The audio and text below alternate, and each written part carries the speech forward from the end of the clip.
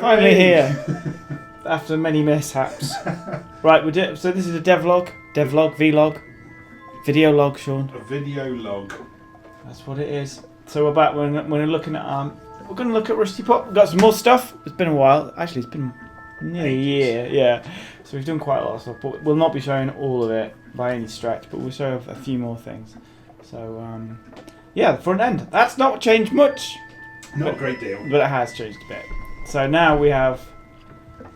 Well, after much discussion, I didn't want to do it, but we were going to do it like that. We've got 4 saves, so little Johnny and little Sally can play it as well as Big Brother, or Big Sister. So originally, my idea was just to have it as a self-contained box, wasn't it, Sean? Yeah. And you only had 1 save, and it was the game. But I think that was a bit too idealistic of me, so we've gone for saves. And we got rid of the code stuff. That's in a different place now. That works differently for lots of different reasons.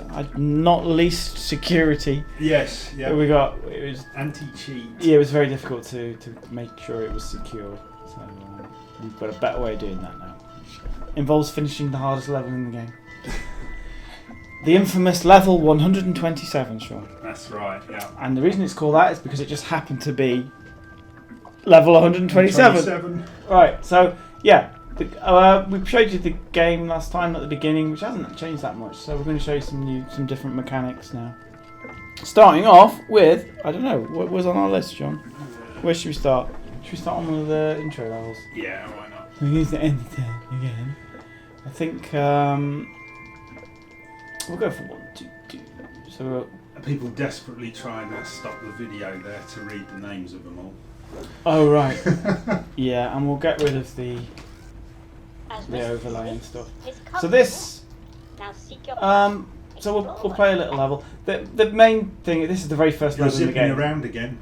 Sorry, I'm going to take it nice and slow. Smooth. Apparently, I play it like a boss, like the devil possessed.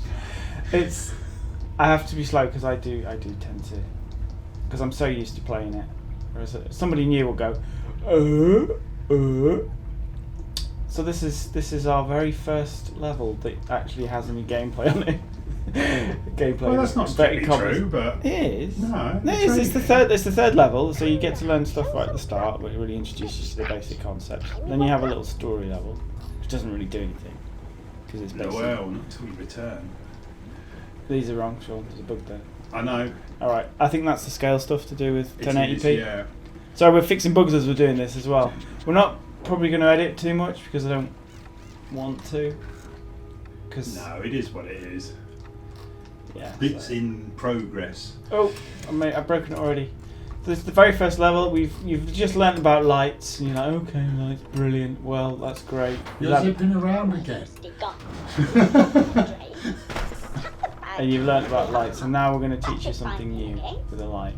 In that lights can be used to change your direction. One of the many ways of doing that. Because don't forget, for anyone that's new to this, Rusty is basically he's not the brightest. There he is.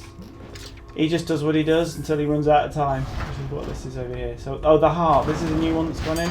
The heart basically is his heart rate, I guess. It's how panicky he is, and it's letting you know what the time is doing. So the time is linked to his cogs.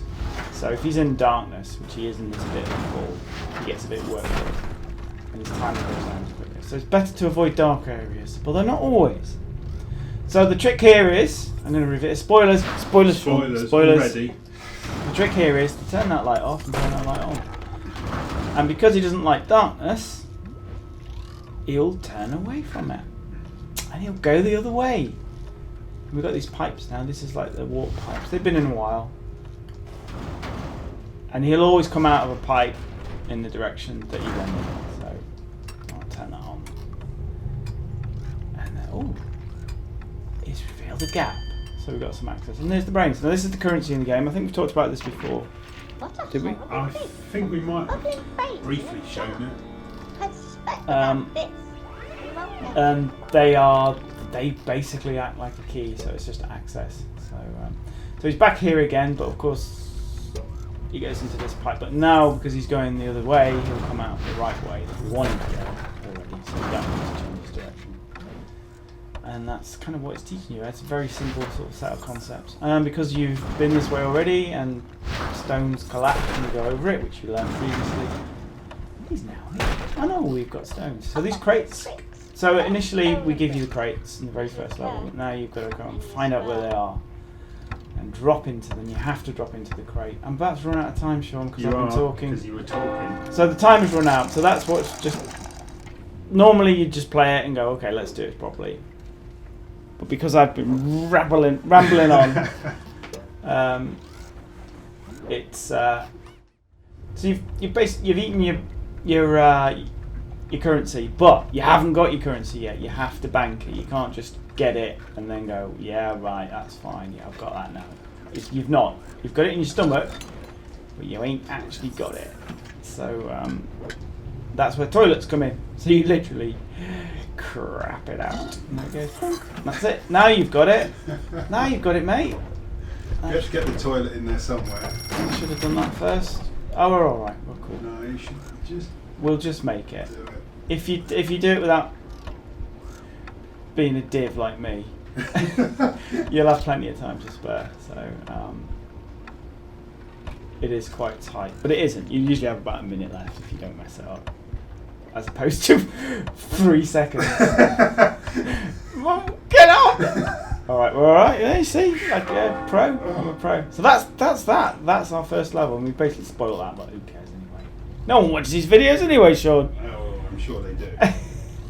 And now it gets hard. Straight off the bat, it gets hard. But we won't do this one because this is quite hard. It's not hard though, Sean. No, it's not. It's not. The Dark Souls of platforms. Well, that's right. That's what the comment was. Yeah. Okay. They're wrong. No, actually, no. It's a good thing. It's not hard if you like dark. It's logical. Everything makes sense. There's logic to everything in the game.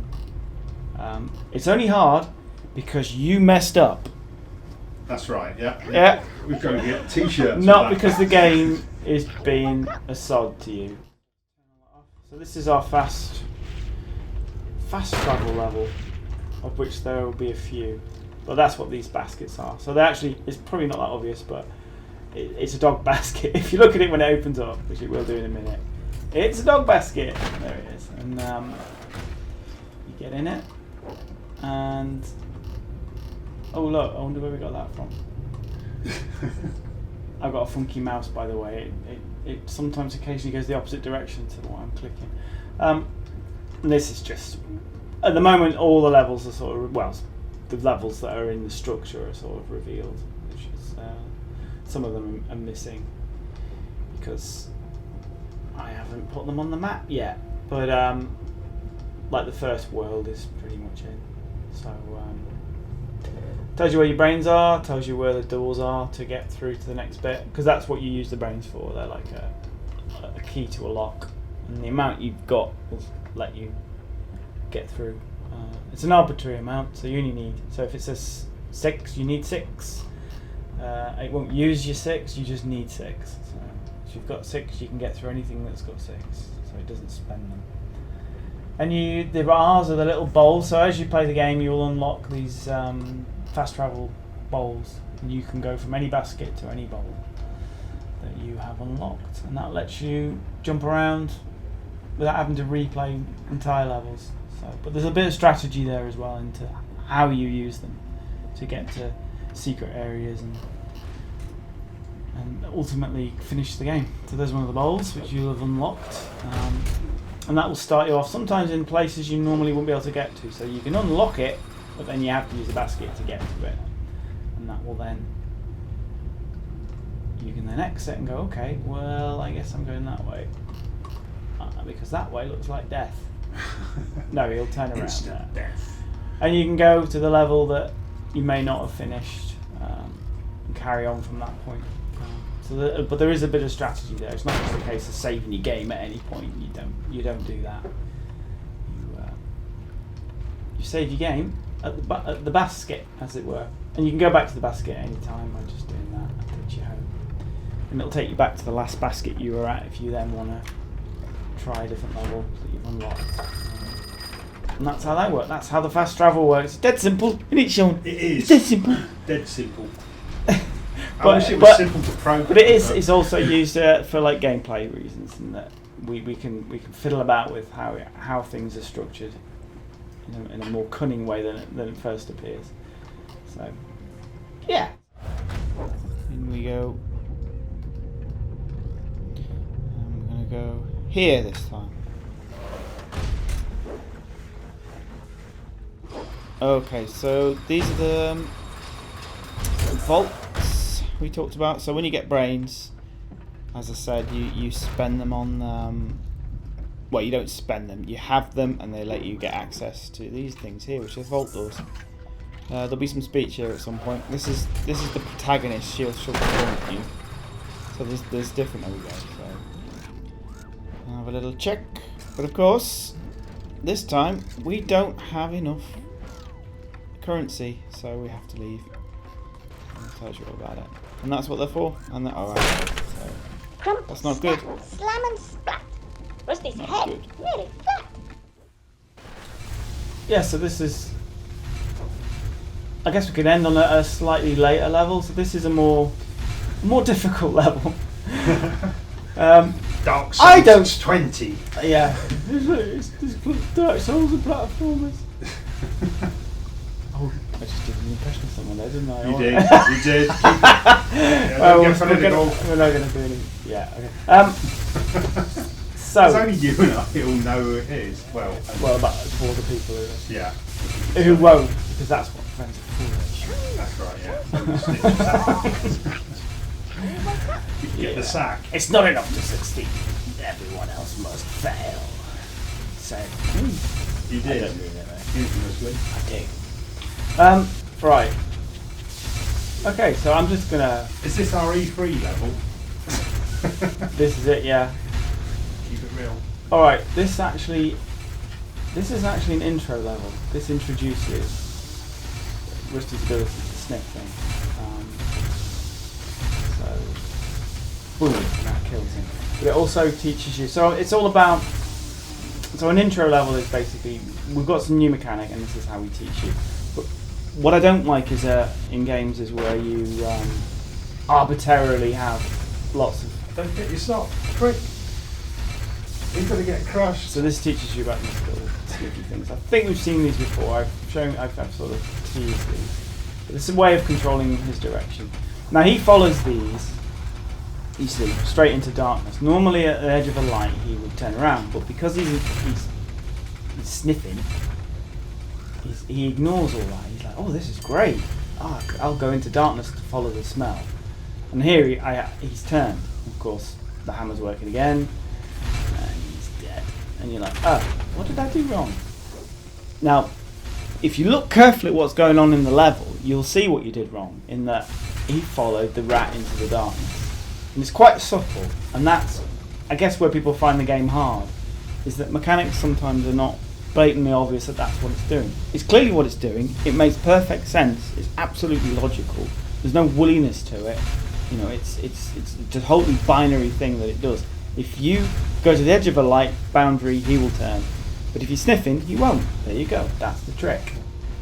So, let's turn that. Oh, that needs to move up, Sean. Look there. Look, there's a book.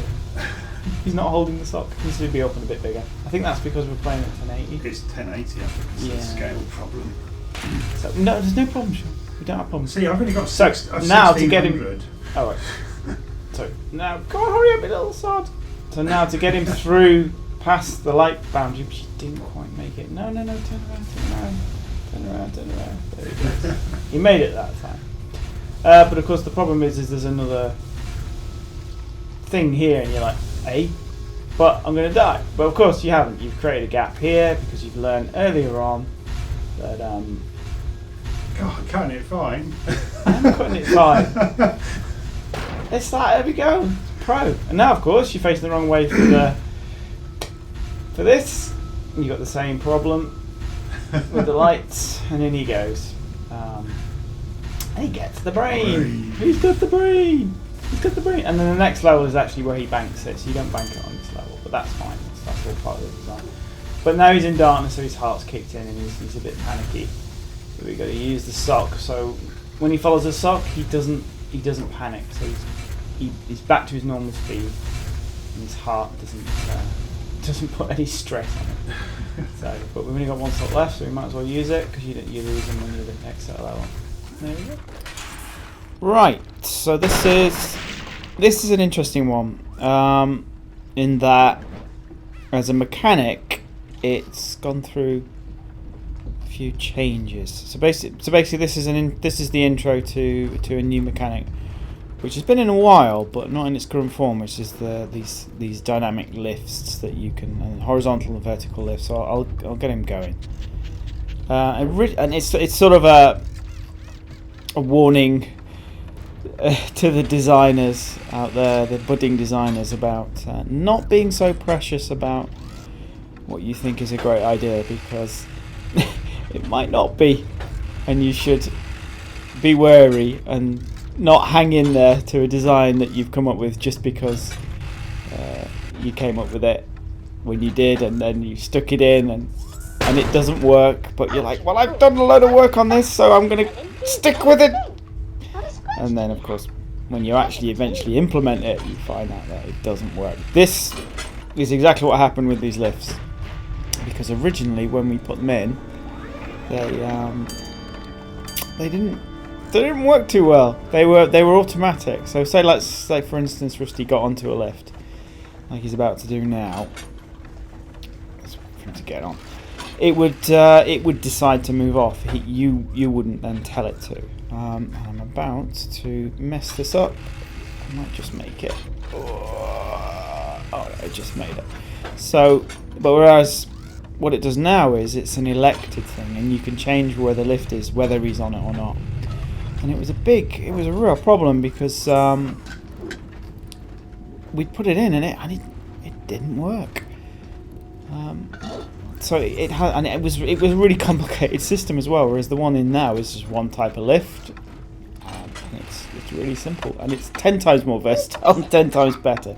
So, top tip is don't get precious about your work, because it'll bite you in the ass.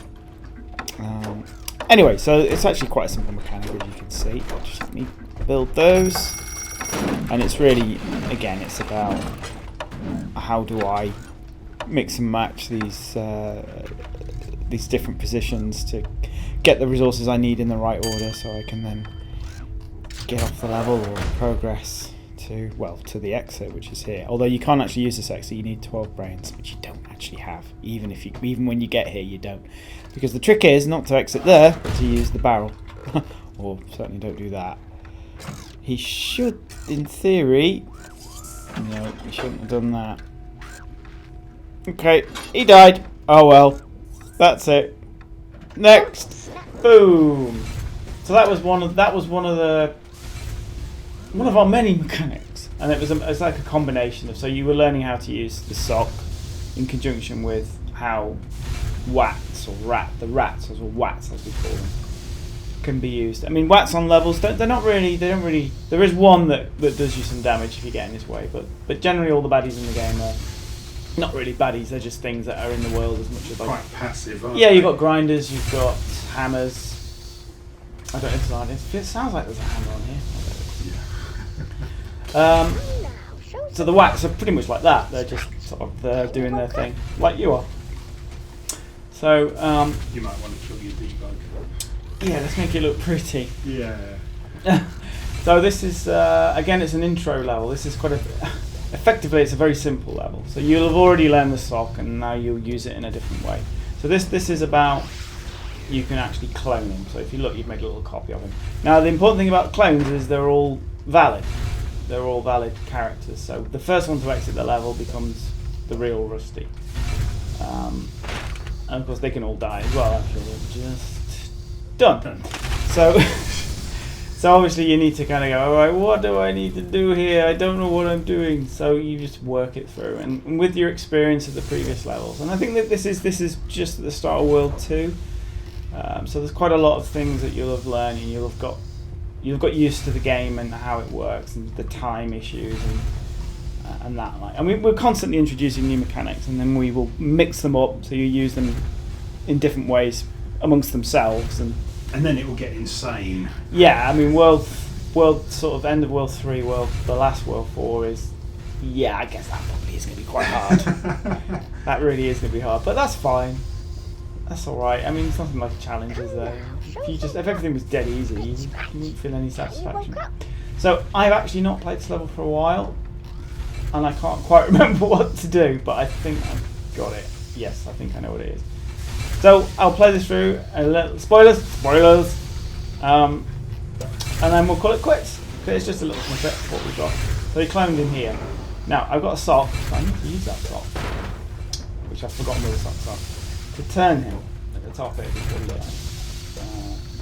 And of course he goes back through the cloner. Now the thing about cloners, so it doesn't matter about him, he's dead, I don't care about him, is it will clone him again. But it's cloned him, and now he can get me my bricks, which I also need. But I forgot to turn him, which means I've ballsed it up. Okay, last go. This is it. So Shall I edit this out, Sean? No. Alright, okay. You just say how rubbish I am. You said this game is easy. You can't even play it. You're an idiot. You'd be right about that, but... Okay, I've got it now. That's actually a... You don't need to get that one. So that's like a late... in some levels you've got to come back to get like earlier things or later things. Right, I've got it now. So... Yeah, I'm whizzing around, aren't I, Sean? Right, turn him. So what you need to do is you're turning him to get the resources you need, which are here. So that's your first thing you've got to prioritise. Now I've got to turn him. Yeah. To get. Bricks. No, you don't need the bricks here. Right. That's the trick. You need the bricks here. Yes. That's my little bluff. Because otherwise you just don't have time on the level. You think like you might do, but you don't. Yeah. That's the bluff.